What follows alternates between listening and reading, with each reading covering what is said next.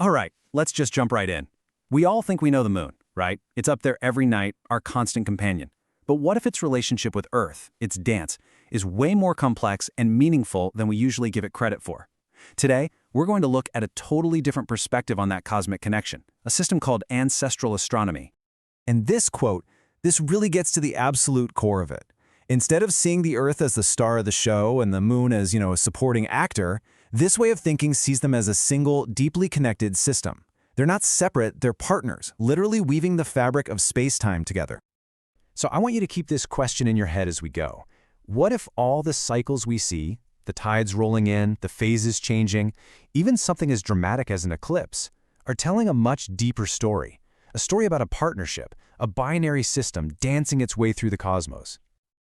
Okay, so to really get our heads around this perspective, we first have to learn its rule book. It's a completely different way of measuring and looking at the heavens, and it's one that grounds everything right here on our home turf. So, rule number one is actually pretty simple. Our point of view is what matters.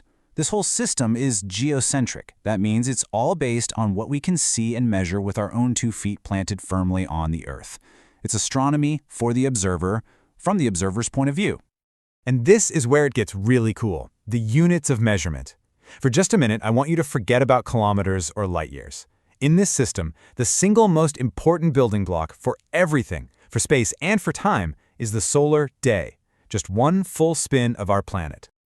Which brings us to this magic number, 1440. 1,440 minutes in a day. Well, in this system, that isn't just a measure of time, it's also a measure of space, of distance. This one number is the key that unlocks how all the celestial orbits and cycles are described, especially the moons. All right, so with those rules in mind, let's talk about the stuff we can actually see and feel every single day.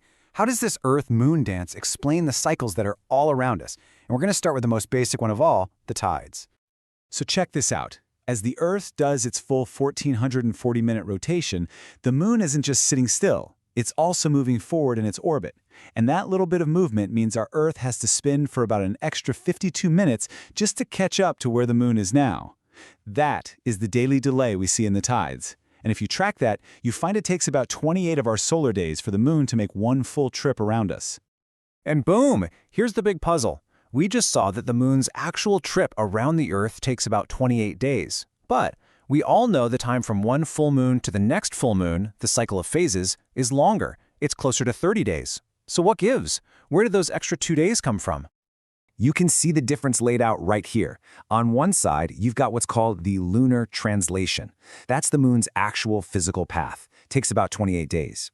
But on the other side is the lunation cycle. That's our view of the moon getting lit up by the sun, and that takes about 30 days. The puzzle is all about the gap between the path itself and our perspective of it. Now, modern astronomy has an explanation for this that involves the Earth moving around the sun. But this ancestral perspective, it offers a different solution, one that's all about pure geometry. It argues that the key isn't about forward motion, but about realizing that the Earth's path and the moon's path, well, they aren't flat, they're tilted. So how on earth does geometry explain this? Well, we have to start looking at the hidden architecture of the solar system, this idea of tilted planes and the special points where they cross. And trust me, this is where it gets really, really interesting. The easiest way to picture this is with hula hoops. Seriously, imagine the Earth's path around the sun is one giant, flat hula hoop lying on the floor. Now imagine the moon's path around the Earth is a smaller hula hoop, but you're holding it at a slight angle. They aren't parallel. They actually slice right through each other at 2 points. That's the hidden geometry. And those 2 spots, the places where the moon's tilted hoop pokes through the Earth's hoop, they have a special name. They're called the lunar nodes.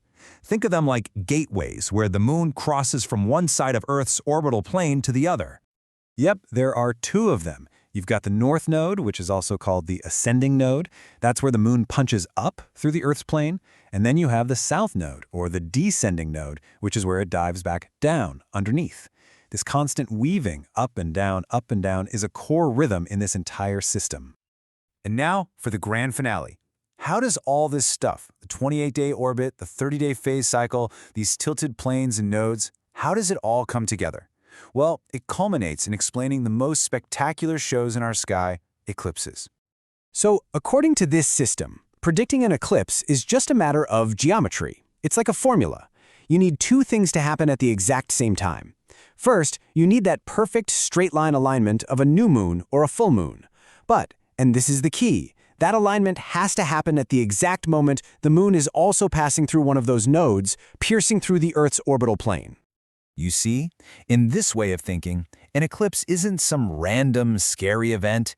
It's the logical, predictable, and frankly beautiful result of two completely different cosmic cycles, the cycle of light and the cycle of geometry, snapping into place perfectly. It's a moment of absolute cosmic alignment.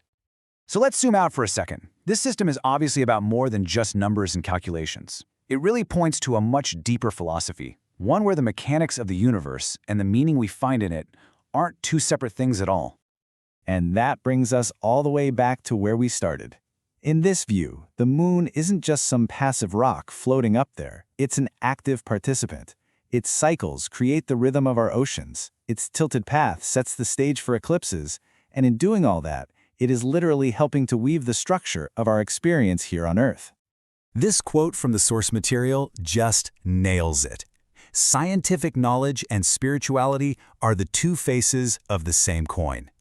In this worldview, to understand the mathematical patterns of the cosmos is to understand a deeper, sacred order. The science reveals the spirit, and the spirit is found within the science. They're inseparable. And that's the thought I really want to leave you with. By looking at a framework like this, one that's different from our modern textbooks, the point isn't to say one is right and one is wrong. The point is to ask a question. What happens to our sense of wonder when we see the moon not just as a satellite, but as our partner in this incredible cosmic dance? Could it change how we see our own place in the universe? Definitely something to think about.